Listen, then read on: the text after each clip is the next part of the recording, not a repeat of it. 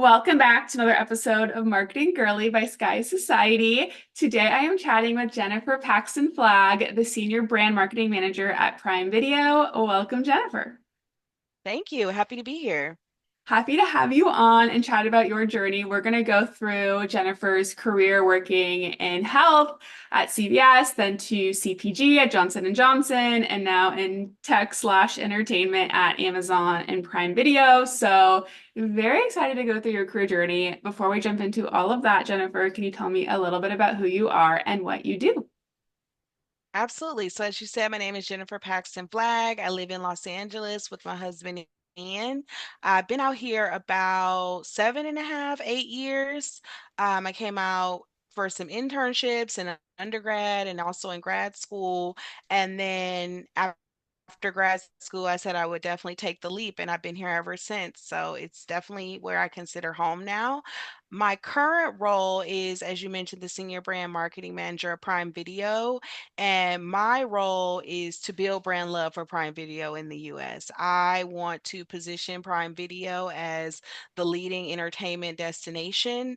And that's from everything from our original movies and shows, but also the live sports. I don't know if anyone watched the Thursday Night Football games this season. We're getting the NBA later next year. We have Oh, wow. WNBA. Yeah, and all of the channels that you can add to your Prime Video subscription. So some of our partner channels include Hallmark Plus. I know we're getting into the holiday season, but Yes, also ready for all the things like cheesy Christmas movies. exactly, and we have them all in loads. But things also, like Apple TV and other partners that you can subscribe to through Prime Video. So really making it your one-stop shop for entertainment, which for me as a brand marketer is a dream because there's so many different points of consumer connection and opportunities to build trust and affinity outside of just product. So I'm really loving the role so far. What's your favorite Prime show? My favorite Prime show is actually called Cross. It came out this month. It's a new show for us, based off of James Patterson's global IP that I think is very strong. It's about a detective in Washington, D.C. I don't want to give anything away, but he's a detective, he's a father, he's a husband, he's also a PhD in psychology. So, very much has a little bit of a hero complex, and you go just as much into his psychology as you do the killers that he's trying to track down. So Oh, I so it's like like a a lot of the, murder, like crime. yes, Okay. psychological thriller, and then Oh, also a little bit of social commentary because the character is a black man and he's operating in law enforcement, and so just kind of speaking to some of the tension of the last couple years between the black community and law enforcement, and I think in a way that really elevates the conversation. yeah, that sounds good. I'm gonna have to add that to my list. I feel like a good like psychological thriller is always nice when it starts to get colder out too, because it's nice to Yes. get cozy and like cuddle up and watch something like that. So, Yeah. The only thing I don't like about it is when you're walking home at night in the oh cold and then you yeah. start looking over your shoulder because you've been watching too many of those thrillers. Yes, yes. I am the same way. Whenever I watch something scary, it will like stay with me or make yes, yes. But I used to be like really into the like the crime podcasts. Ah, Everyone, yes. but then I was like, I'm getting too paranoid every time it's dark out. Like I just need to stop watching them because Yes. like That's how I used to be with I used to watch a ton of true crime, but I think the fictional is just better for my mental health. Like I don't actually need to know what happened in LA 2 blocks away in 1985. Like it's fine. agreed, agreed, agreed. Okay, so you're here within entertainment slash tech now, but and you're also in brand marketing, but that is not where you started out early in your career. No. You kind of bounced around a little bit before settling within marketing. So let's talk about that a little bit because I think early on in our careers, that's when there's kind of the most anxiety around deciding where you're going to start, where you're going to go. And then also, what's unique about Jennifer's journey, which we'll get into, is that she's mostly worked at pretty large companies. So you started at CVS. Can you tell me a little bit about this beginning to your career journey? Yeah, so my first job, I went to college in North Carolina, and I don't want to date myself, but it was around the time that healthcare.gov and the Affordable Care Act was passed. And so there was a lot of conversation just in the cultural zeitgeist around making healthcare more affordable and accessible for people. And that was something that as a college senior, I majored in American Studies, which is a very interdisciplinary major. I knew that I wanted to work on something that had an impact in society. And so that's one thing I'll say too to college students. I followed my curiosity, and that'll be a theme you hear from me a lot today in majoring in American Studies. But I took all the business classes that I knew I needed to take for grad school or just for entry level business jobs. So, your econ, your stats, your accounting, all of that. But I majored in just following my curiosity and more of like interdisciplinary studying of American culture, which has been amazing for my career. Let me ask you about that for a Yeah. second. So, in your career, I know we'll get into you did end up getting your master's later, but did this ever come up in interviews that you had this background that wasn't in marketing? And if it did come up, were you kind of pitching that you did take these business classes? Were you pitching that it gave you a unique perspective? Or how did it kind of show up in your career, especially getting jobs? Yeah, no, totally. It's so interesting because I just wanted to take classes about, I'm originally from Detroit, Michigan, and I was very interested in how like North Carolina, it was kind of a rural area where I went to school. I went to UNC Chapel Hill and Duke in a joint program. I was very interested in like the development of that area versus development I saw or lack thereof in my hometown of Detroit. So I was taking city and regional planning classes, race relations classes from the 1960s, just all types of interdisciplinary classes about history and society. And I learned about this major, honestly, from Katie Couric. It was Katie Couric's major. And she was talking about how learning about American society and how we didn't just end up here, but it was carefully constructed, really helped her as a journalist, being able to talk to different people from different backgrounds. And, as my college mind, which was wise, I thought that would be helpful to, no matter what I decide to do. And so that is what I did. And it has come up. It's actually been pretty popular with other marketers, especially those on the creative side who so much of like breaking through the noise in marketing today is being able to capture that cultural zeitgeist and the emotion of where consumers are outside of their shopping journey and being able to see the societal signals and capture those effectively in marketing has a lot of ties to American studies. So I've met other American studies majors, and it's been, I would say, an add to my career. We'll talk about the master's later, which also helps. So I think this is just like a great foundation Yeah. for marketing. In addition to psychology, that was another one. That's Yeah. another one that's come up a lot among my friends in marketing because we talk about what'd you major in, what'd you major in, Yeah. and the No one two I ever, hear most are like yes. psychology and American studies. I was gonna say no one in marketing, or not no one, but it's not as common to have a marketing degree and work in marketing as you might think. I feel like Exactly. yes. Yeah. And so I wish I was like you and studied things that were I was curious about. I feel like a lot of people, including myself, studied what was most practical or what I thought would like help me Yes. make the most money. Which is a Right? fair thing to do. Yes. Like, yes. Also Yes. makes sense. Also makes Yes. sense. And I Yes. do think the undergrad marketing curriculums are getting more broad, right? Like now there's ways to go deeper into social even and understand the influencer ecosystem. I think when I was in college, like maybe there weren't as many opportunities to do that. But I Yeah. took classes in the business school when I was in college. But yeah, just followed my curiosity and I had the privilege to do that. So I feel really grateful for my college experience. Yeah, that's awesome. I think sometimes, yeah, I know, I also know with like parental pressure is like, how are you gonna make money with Yes, that degree? Like, what are you gonna do with that? Like, that's a real thing. That is a yeah. real thing. So I can, yeah, I totally understand. Yeah. So, but I can now see now that I've been doing the podcast for a while, now that I've been, working with women within the industry a lot now, I do get to see, okay, if you, no matter what your background is, that gives you a unique perspective, regardless of what it is. And having a marketing degree is great, but also having a degree that's not in marketing is really great. And I feel like that's one of the awesome things about the industry is that you don't need to Yes, have a specific degree to enter it or to be good at it. And it kind of is an industry that I feel like values those diverse backgrounds within education, which I love.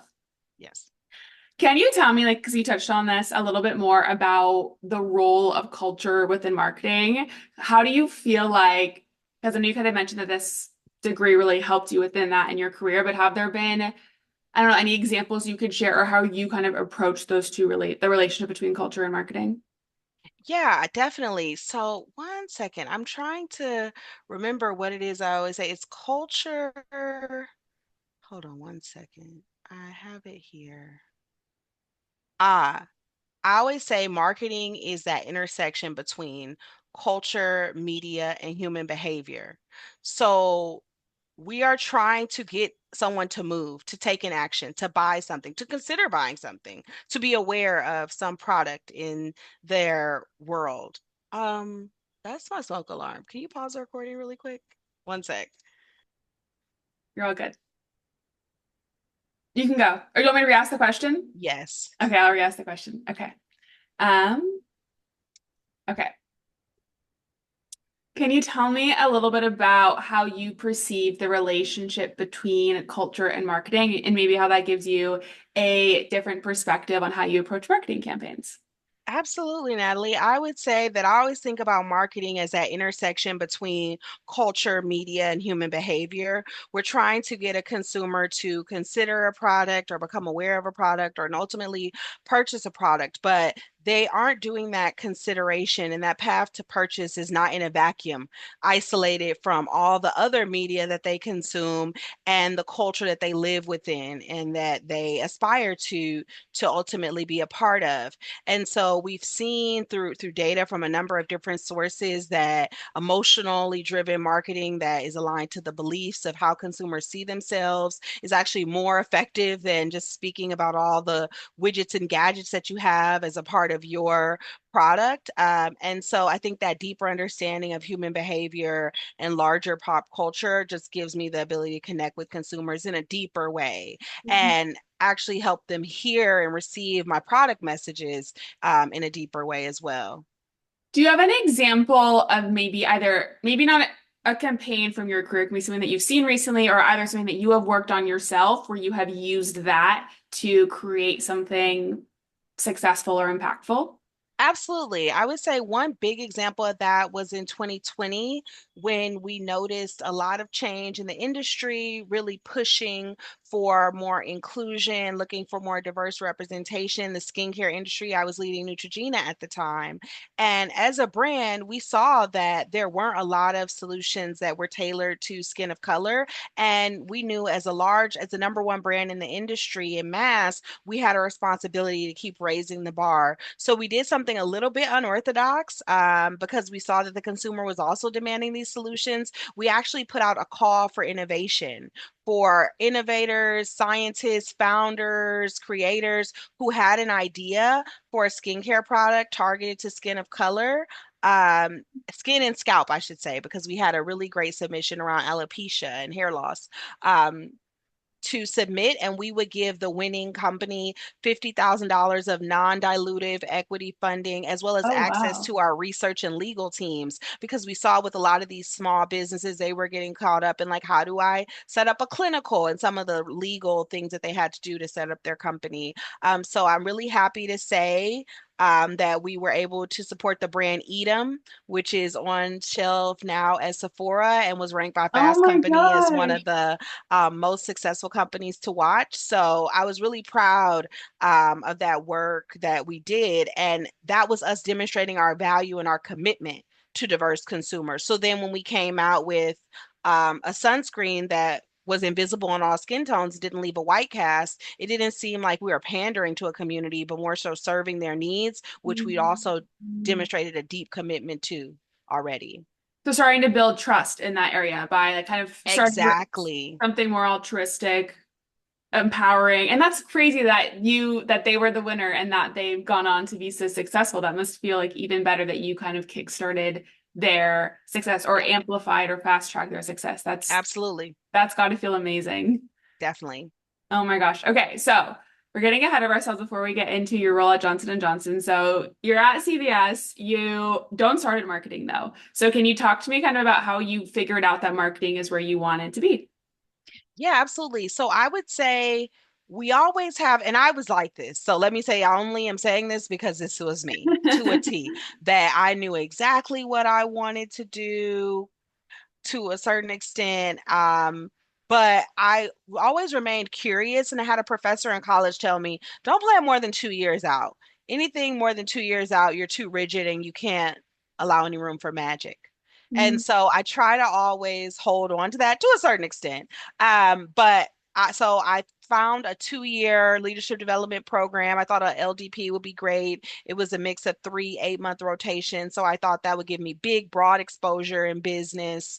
And so I started out doing a 2 year talent management leadership development program. And this is at And CVS. This is like a this is at rotation. Aetna CVS, Aetna now And Aetna CVS Health. okay. Um, Wait, sorry. One last thing before you tell me about that is that the rotational program, did you know you wanted to go into a rotational program or at a large company? Is that what you were looking for at this time? Yes, I was looking at different rotational programs. I looked at like this one was in talent management because I had done an internship kind of related to org development, which is part of talent management and HR. But I was also considering some sales LDPs, which we'll get into, and marketing LDPs, general management LDPs. I think leadership development programs, I'm not seeing them as much, but if you can find one, they're a great demonstration of an organization's commitment to investing in entry level roles Hmm. because it's never just, oh, here's a few spots. Like a lot of times they involve relocating to different areas of the country throughout the LDPs. There's sponsorship, there's mentors, and there's a community of your cohort that you come in with. So you get a built-in community of people who this is also their first job. And we're just talking about like, how do you do this, you know? And like, how do we begin our lives as professionals, but then you also get that built-in investment from the company and investment in your success. So I'm a big fan of LDPs just because, it's no one figures it out on their own. And I think it gives you that infrastructure that you're used to from college, but in a company setting. Yeah, but I feel like I don't see them as much either anymore. No.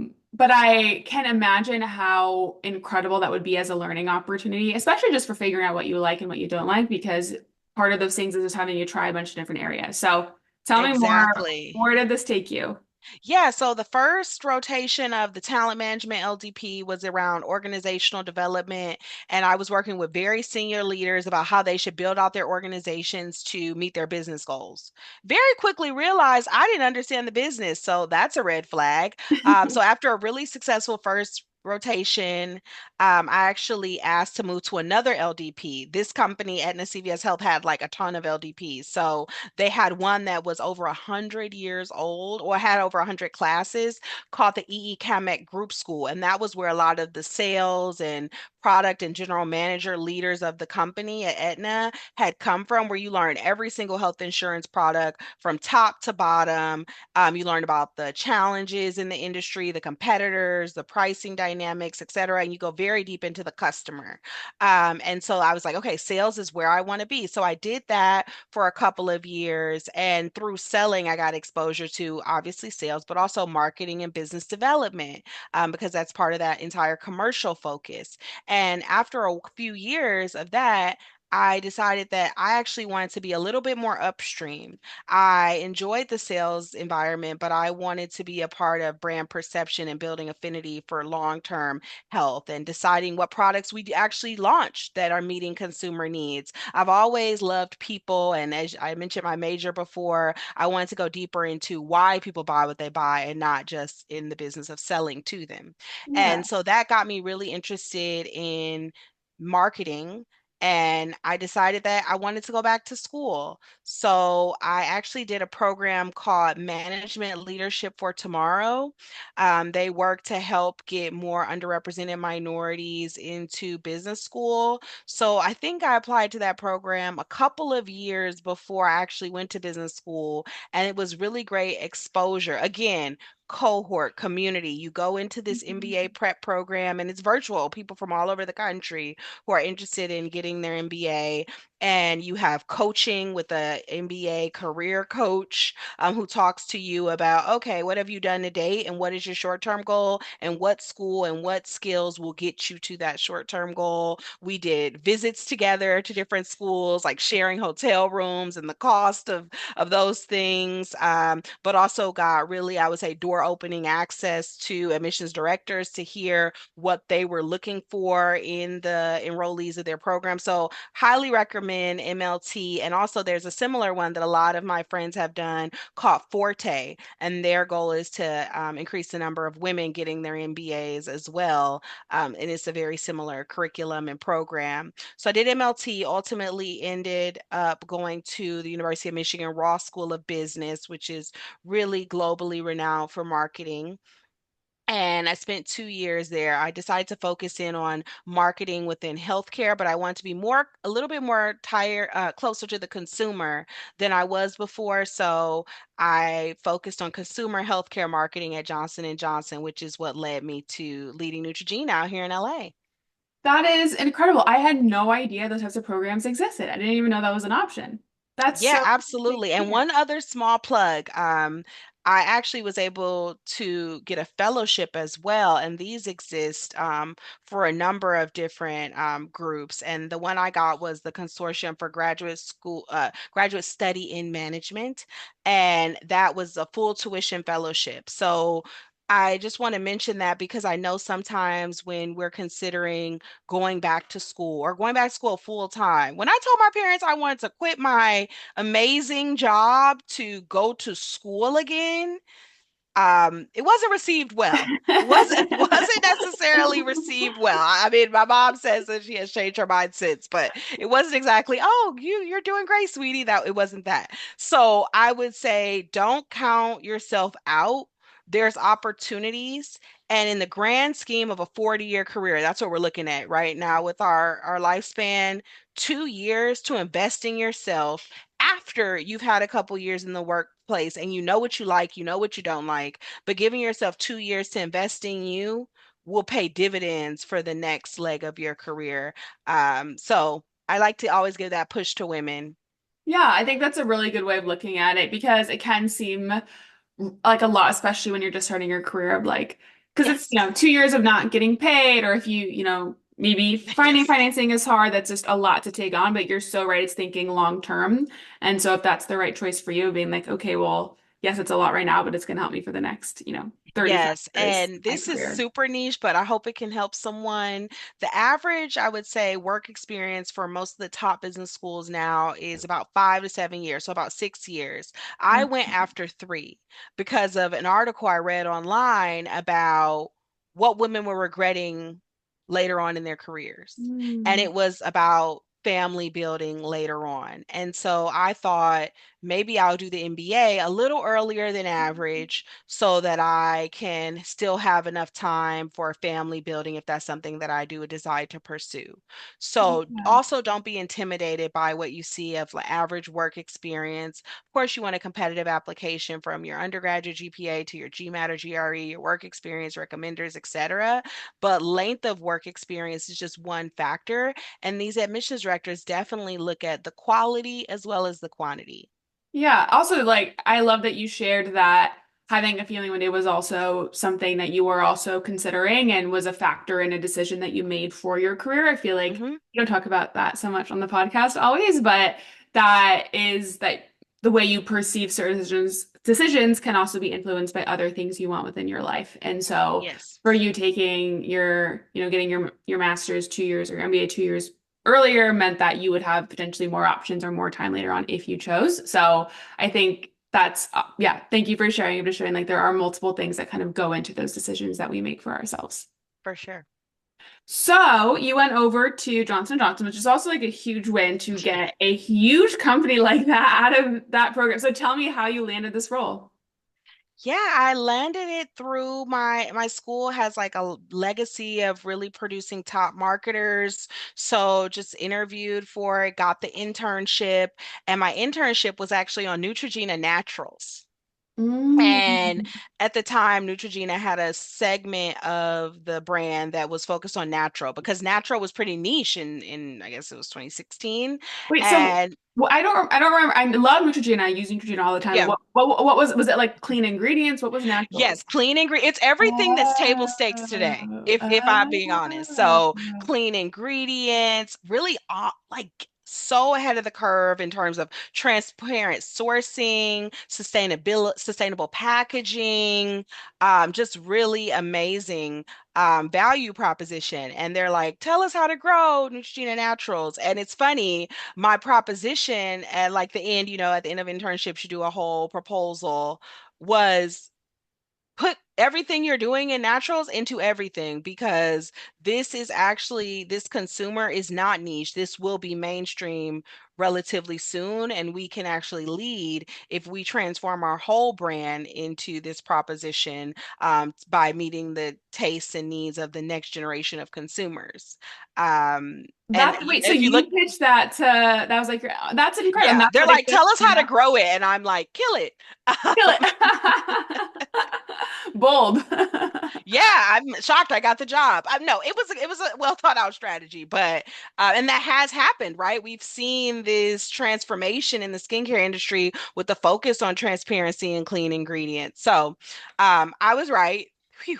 But I came back to the brand as an associate brand manager, which I loved because as an ABM, it's like grad school all over again. You learn everything about the business. And one of the things I wanted to touch on today is the value of CPG. When you're in an MBA program and even in undergrad, you're getting barraged with a vast array of marketing opportunities from tech to agency. I know is a huge a huge group of companies that hire undergrads. You have so many different places that you could take your marketing career. So I want to give my little pitch for CPG in that I think CPG, you're able to truly run a business soup to nuts with someone else's money, and they'll teach you how to do it. That's my pitch. It's pretty quick.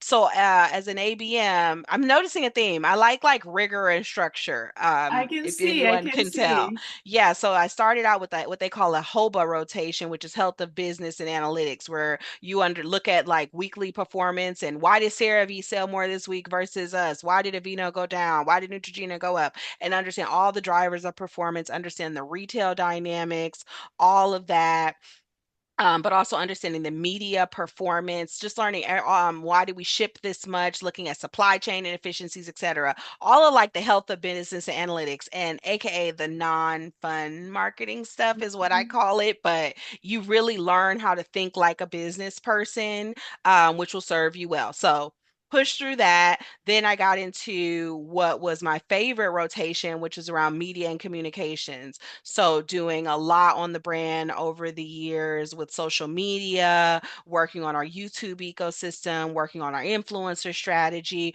working on purpose work, similar to what we just had talked about in terms of the Black Innovators in Skin Health Innovation Challenge that I had launched, all of that. And then I also worked on innovation. So, going deep with consumers in their homes, looking at someone's bathroom sink and having them walk me through every single product No on that way. sink. And I'm like, use them, asking them to use them in front of me so I can see like how they reach, how they wash their face. Do they use a washcloth? Do they not? What order do they like put their skincare on? And we had all this information in spreadsheets. This is the average number of products that a 16-year-old in Los Angeles of this ethnicity uses, but we got to go super deep in terms of ethnographies, at home visits, and really learn about the consumer behavior, talk to real consumers, understand what was missing in the marketplace, and then innovate around those gaps, which I also loved. I loved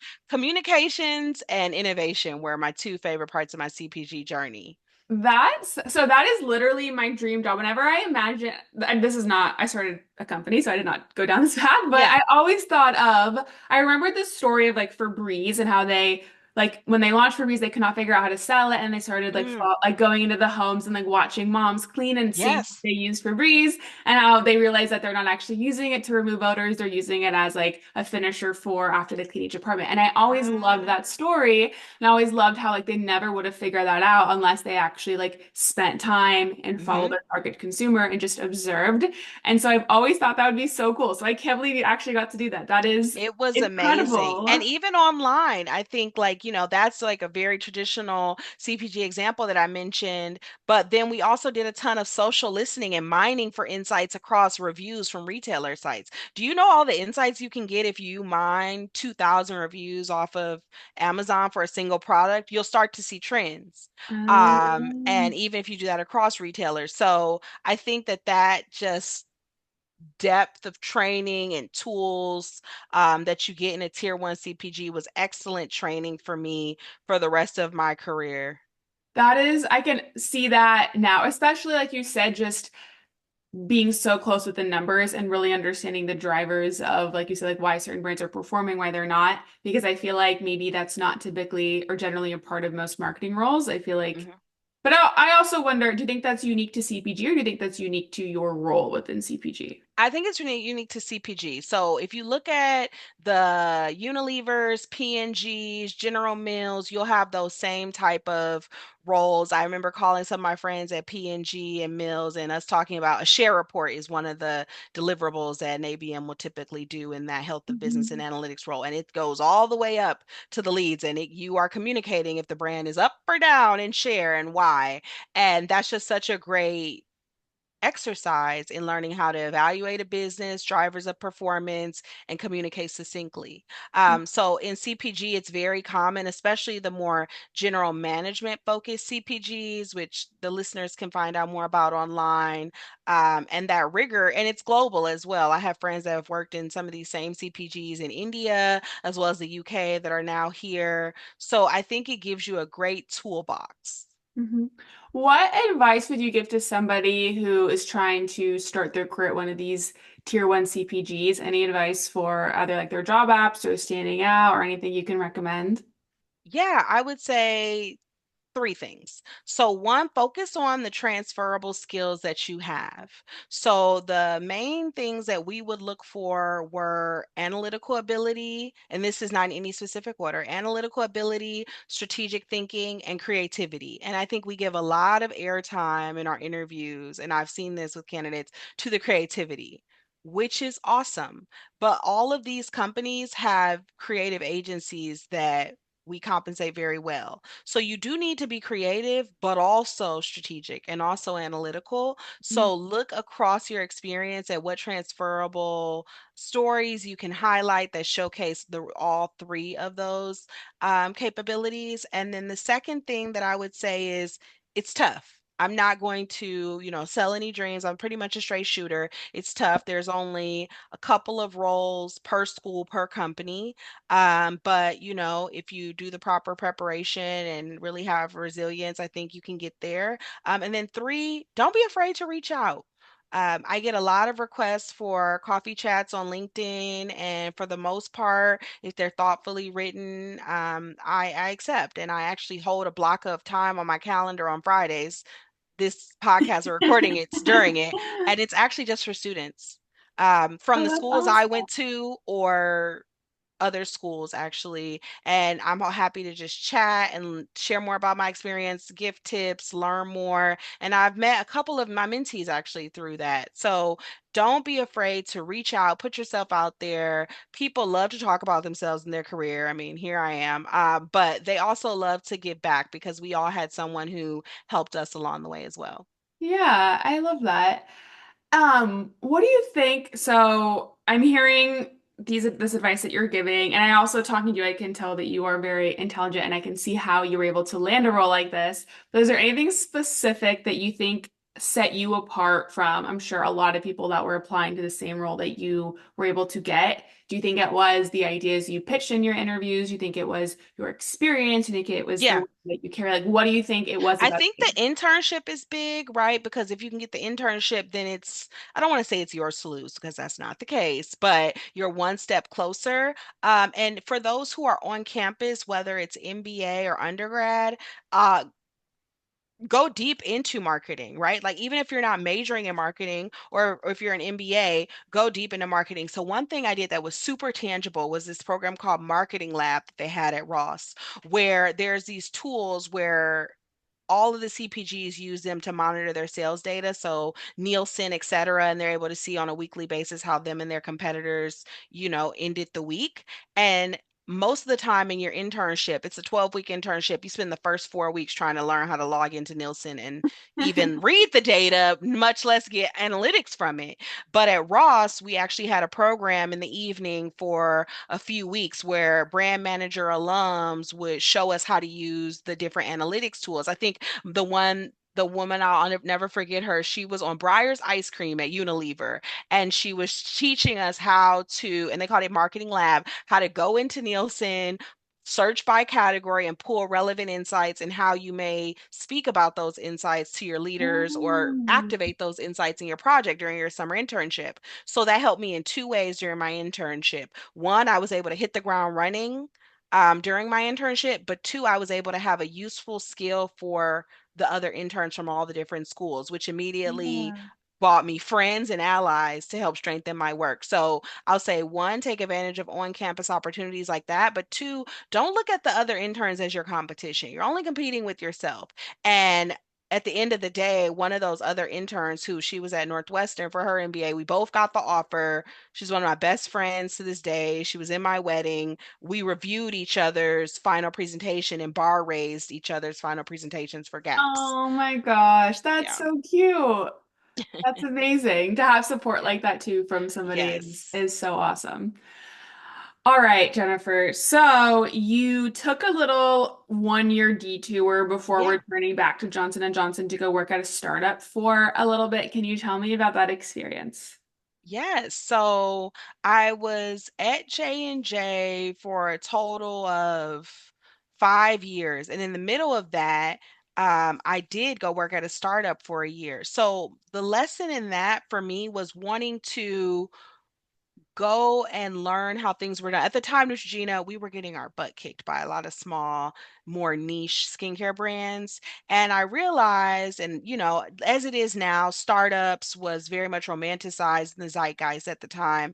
And so I thought it was a little bit of a gap for me that I had never worked at a small or even medium-sized company. I had only worked at Fortune 50, humongous global entities. And so I had heard about a certain company that was focusing on a specific ingredient that we were also interested in on the brand. And I took the risk and just proposed a development opportunity to my leadership that, hey, I'm going to go and work on this brand. I think it'll teach me a lot and I'll be even more valuable as a brand manager when I come back. And I went for a year. I can say startup is not for me. I need a little bit more structure. I need a little bit more direction. I need a little bit more stability. We don't have to unpack that childhood trauma just yet, but I think for me, I really enjoyed what I learned, but I also understood myself more. And startups could be the shiny, buzzy thing, but unless it's something that I felt called to do from a purpose perspective, I wasn't going to just be joining them because that was my preferred environment for growth. So I actually went back to J&J after a year, and we sold the company. It was actually acquired by the largest company in its industry. And I went back to J&J as a brand manager, which was a promotion for what I had left a year earlier. And I could tell that I was different. The place was relatively unchanged, but I was different. I was scrappier. When I couldn't get, data and insights from the various tools, I was much scrappier at bridging to a solution. So I definitely would say it served me well, and I learned a lot about myself. But it wasn't for you. No. So I love that you shared this, as I mentioned before we started recording, was because I've had a lot of guests come on and find, and share their experience of really loving working at startups or maybe starting at big companies and moving to smaller companies where they can, have their hands on more things. And there's definitely pros and cons to both sides, and not one is right or not one is wrong. But I think also hearing you share that you did these rotational programs, Hmm. I feel like it's making a lot of sense. And I think you mentioned this earlier that you like that structure that comes with working at a big company. But it's interesting to hear that you do think the startup experience changed your perspective. Kind of like Yep. it's almost like coming back to your hometown and you're like, I'm different, but like everyone stayed the same, and you're like, okay, I changed. So did this kind of, because I know you went back to J&J and then you a couple of years later you went over to Amazon. Do you think this experience at all maybe like spurred that in you of like you wanted to change, or was that kind of separate? It was separate. So I got promoted a couple more times. I ended up being the lead for all of Neutrogena, which was a tremendous honor. And I noticed, as a part of my media budget, which was pretty healthy, that I was giving more and more money to what at the time we were calling retail media. I don't know if you've had anyone on from any of the retail media networks. What would you categorize as a retail media network? So if you go on Amazon and you're searching for a product and then you see the sponsor results Yeah. first, Yeah. that's retail media. That's a brand saying, Okay. hey, when you search makeup remover Um, wipes, you will yeah. see Neutrogena regardless of the search algorithm, right? Okay. And then same on Target.com and Walmart.com. But then they're able to use those signals to reach you in other places now that we know you're in the market for a makeup remover wipe. So the retailers have a vast array of signals. And for Amazon, we have them across so many different things from Alexa to Prime Video, right? That I work on to music. So we have signals that can really help brands reach consumers in an authentic and efficient way. And so I saw more and more of my money, and you can also show a really great ROI, right? Because you are the retailer, so you have the data on what's working more so than some of the other channels, which are kind of guessing at their impact. And in times when marketing budgets are slashed and marketers are forced to do more with less, they have to lean into where they have proven ROI. And Mm. so I was seeing more and more of my budget going to these retail media networks, whether it was Targets or Walmarts or Amazons. And I didn't really feel like I understood it that well. I understood it enough to be dangerous, but I wasn't native. They were just emerging as even a media channel. And my managers and directors and VPs definitely didn't know as much about them either. And as I would meet with all of the social media networks that we also bought media from TikTok to Snap to Meta, I just didn't think I was digitally native because I had grown up in a CPG world where we were still talking about buying on linear television and can we make sure we get a spot right after The Bachelor, which was great. Just wanted to be more digitally native. And that's something I would tell all of the audience is continue to be vocally self-critical and very aware of where your gaps are. Always lean into your strengths and, hero those in your personal brand, but keep an eye for the gaps. Don't ever think that you're done or that you're perfect. You are always moving into that final form. It's never done. So I really wanted to challenge myself and I got an opportunity because I guess I asked great questions. My Amazon ads team really thought that I could help build out their marketing organization because they wanted to market to other marketers like me all across the industry. And they thought I could help them develop a great understanding of our pain points. So I went to a team that was called industry marketing. So I left consumer marketing, which I love being in the consumer's home, seeing their watch their face, to B2B marketing to learn how to sell advertising to my former self. And that was an amazing experience. I got to really understand what were the things that I wished Amazon would have shown and told me when I was in that role? What are the things that I wish that I could have known and really tried to build solutions for those? B2B marketing, so different than consumer marketing, much slower, which I Mm. think depending on stage of life, that's really interesting. But also just different dynamics, instead of me necessarily buying TikTok, I was buying advertorials in the Wall Street Journal because the person that I'm looking to influence, that is the media they consume when they're in the mindset of buying media, as an example. So it was really interesting. Really loved that. I was there in that role about a little over 2.5 years, with the last year really focused on the Prime Video with ads launch. And now I am on Prime Video, really helping pull the brand forward back to consumers. So that might help close a few of the questions that some of the listeners may have, that now I'm kind of back to my roots in consumer marketing. So it's something I know inherently how to do pretty well. Mhm. Um, but now doing that for entertainment brand. Yes. Okay. Incredible story, by the way. That is amazing that that's how you got your new role at Amazon. Was just, I think this also goes back to the theme of your episode and your story of just being genuinely curious throughout your entire career Mhm. and following that curiosity. And I'm imagining like you stood out to them because, like you said, you're probably asking the right questions. And I think the best indicator of intelligence is the questions that you ask. So I can just Mm. imagine your curiosity just kind of showing them like where you're thinking, where your head's at. And so making this switch over to B2B, which I feel like sometimes, at least I know for our younger audience, sounds really scary of going to B2B, Yes. right? Like, you know, marketing to consumers, we understand that we get that we're consumers versus B2B sounds foreign.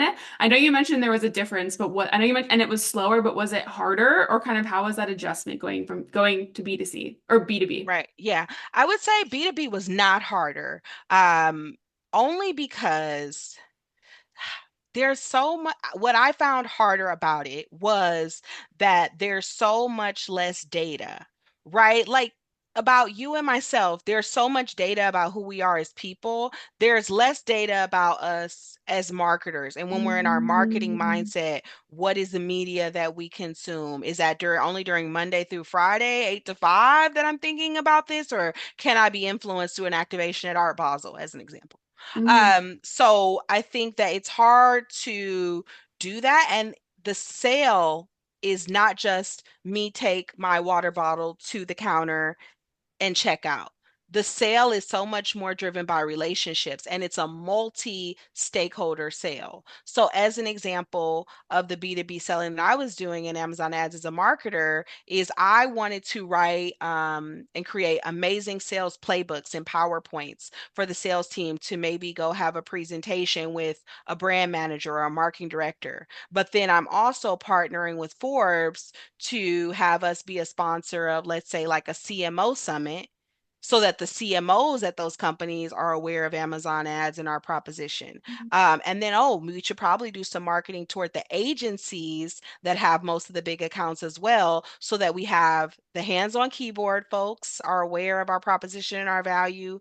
The leaders who need to sign off are aware, and so are their agency partners. So it's very different than I saw this water bottle, it meets my need, and I go buy it. So a much yeah. more complex sale, but harder to reach the customer when they're in the buying mindset, and a longer, Mhm. I would say, time period of which these purchases are considered. So just a little bit different. I would say definitely not harder.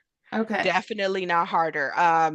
I would say in tech too, a lot of people believe that the product sells itself. If your tech and your innovation is so good, it sells itself. So also having to prove the value of marketing Mhm. was one of the harder parts of my role in that B2B role. I definitely can relate to that at tech companies. Yes. So your switch over to your next role at Amazon is almost like working at a new company, I can imagine, right? Because like Amazon is Yeah. Amazon and Prime is Prime. Like they're under the same roof, but they're two totally different things. So now you're in, as you mentioned, like you call it, like before that was tech, now you're in entertainment. So, and I know you mentioned like to me as well that you love this role and you love this place that you're in. So, can you tell me a little bit more about like what this role entails? Yeah, so the interesting thing about the Switch was, as I mentioned, I was working on like helping to work on the ads launch for Prime Video. So now there are ads on Prime Video. So really looking at the monetization strategy. So my business brain. Mhm. But as you know, the brands who are investing in ads on Prime Video, they want to invest in the number one streamer. They want to invest in where are the eyeballs are, where are the people, who's watching. And so I thought that there was a great opportunity that was presented to me to go back to marketing to consumers and building up this brands in the hearts and minds of more diverse consumers, younger consumers, just going after the full breadth of streamers out there with our proposition. So that was something that was really intriguing to me. I missed consumer marketing. I missed the robust insights. So that's something that's a big part of my role that I really appreciate. And one thing that's interesting about entertainment, I could talk about this a lot, but I won't go too deep into it. A lot of what we look at as entertainment is one show, right? You're like, what's your favorite Prime Video show? Um, but we don't think about what opening up that app means to us and what we expect when we open it and what we expect to see in terms of personalization or what we expect to see in terms of representation of ourselves and the stories that we're going to be exposed to and where we're going to be able to escape from when we open it up. So that's part of what I want to try to build. Um, I remember when I was a kid, I knew I could go to this channel for this and this channel for that. But now the behavior is a little bit different, and all the streamers have a unique value proposition. So to me, it's an interesting customer challenge in a really competitive space. I'm in Mhm. LA, so I feel like I'm in the ecosystem deeply. Yeah. So I'm really enjoying it. And this actually just came to my head because I was like trying to think about the last thing that I watched on Prime, and it was the Victoria's Secret fashion show. Did you get to work on? Oh, no, I didn't. Okay, okay. I thought that was so cool, actually. I also know that they did like now sh live shopping is becoming a thing, so that was like Hmm. also part of the show. But yeah, I was like, when is the last time I watched Prime? And I was like, it was for the Victoria's Secret fashion show, which was super awesome. Oh, awesome. So now in this role within entertainment, and looking back, as you mentioned, like the difference between CPG, what do you feel like was maybe unexpected about the entertainment industry? Or do you find yourself now, because now you're in LA and in entertainment, is your world like vastly different than it was working in CPG, or do you feel like it maybe hasn't changed as much? I'm sorry, can you repeat the question? So now that you switched over into entertainment working from CPG, how do you, or what was unexpected about the entertainment industry? And also now with you, like you mentioned that you're living in LA and you're immersed within entertainment, is that a different work culture or environment? Yeah. Um, how do I want to answer this? I'm not sure I understand the question. Okay, okay. That's totally fine. That's totally fine. We can skip it. Do you want to end by, I'll ask you about your advice for women in marketing. We can close out the episode that way. Okay. Okay, yeah. All right.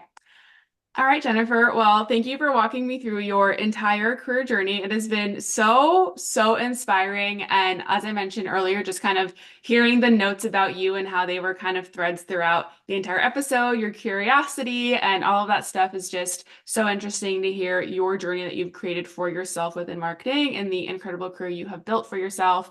Do you have any last advice you would like to share with women in marketing? I would say you put it best, honestly, Natalie. Stay curious.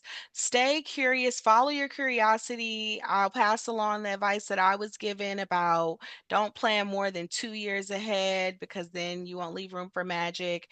And don't think you have to do it all right now.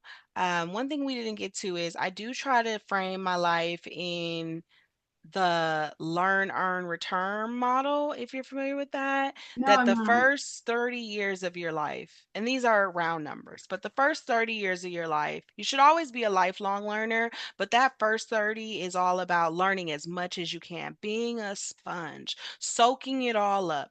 The next 30 is about primarily earning as much as you can. And that doesn't have to only be monetarily, but earning your place, your position, and just earning as much as possible. And the last 30, and you should be doing all three of these all the time, but this is just to give people focus and clarity. The last 30 is all about returning your knowledge, your skills, wisdom, money back into the community to help prepare the next generation to continue to thrive. So I think when we try to say, okay, I mean, I've been on boards of charter school networks, etc. I'm trying to do adjunct at universities nearby, career, family, etc. You want to do it all. And I'm sure anyone listening to this whole podcast is a marketing girly that wants to do it all, but you don't have to do it all at the same time. So if that helps anyone, then I've done my job. I think it absolutely does. Again, Jennifer, thank you so much for coming on Marketing Girly. It has been so fun and so inspiring to chat with you. I greatly appreciate your time. Yeah, no problem.